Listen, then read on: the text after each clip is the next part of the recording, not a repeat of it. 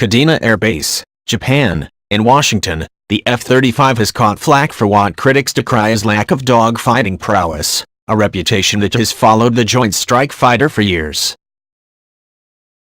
But in the skies above Kadena Air Base in Japan, F-35 operators are getting the chance to prove those detractors wrong.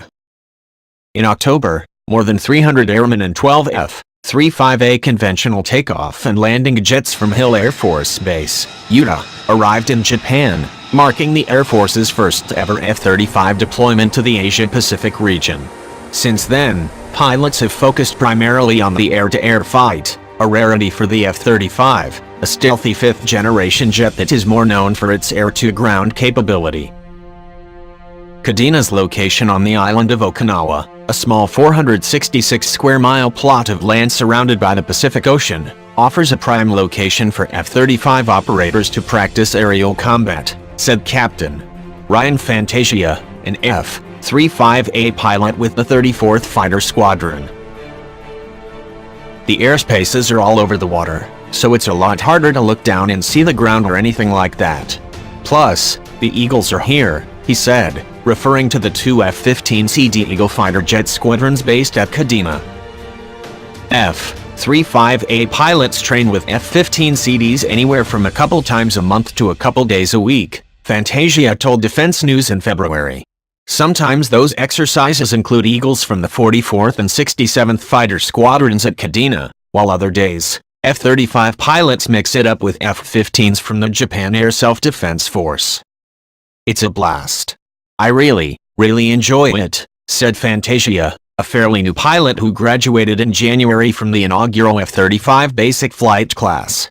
Fantasia and the 5 other B course graduates are the first pilots trained from the start to be F-35 operators.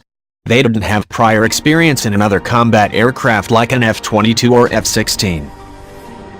Now, those pilots get to learn not only from the more knowledgeable F-35 operators based at Hill, but the F-15 pilots of Kadena, whose training consists of tactics and techniques that have been passed down and refined over nearly 4 decades. The training itself, we're really taking advantage of the joint part of the exercise, Fantasia said.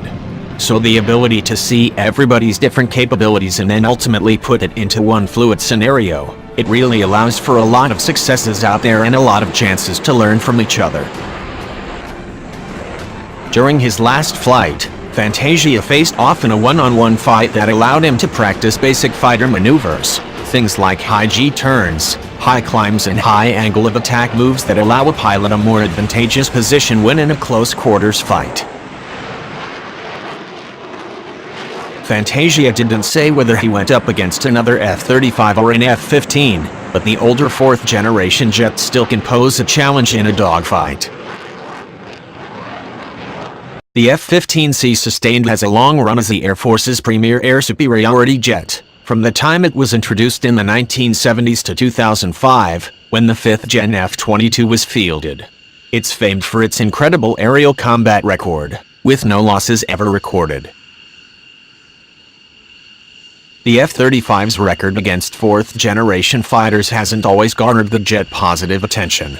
In 2015, War is Born obtained a 5-page brief authored by an F-35 test pilot, who wrote that the Joint Strike Fighter had been outclassed by the F-16. The pilot dogged the F-35 as too slow and not maneuverable enough to evade the F-16 or to shoot it down, the report stated.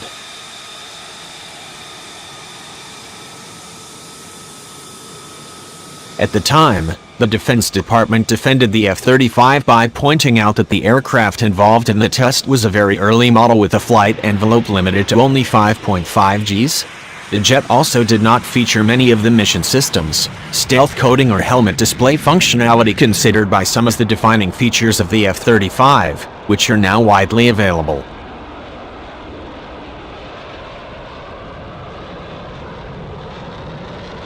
In February, the F-35s at Kadena got the latest Block 3F software, the full combat capability version that allows the aircraft to fly its entire flight envelope in up to 9G maneuvers.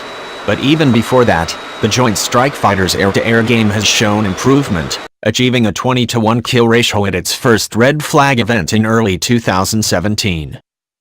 Captain Brock McGehee, a pilot from Kadena's 44th Fighter Squadron who has been flying F-15s for 2 years, characterized the F-35 as an extremely capable air-to-air fighter during a February interview with Defense News.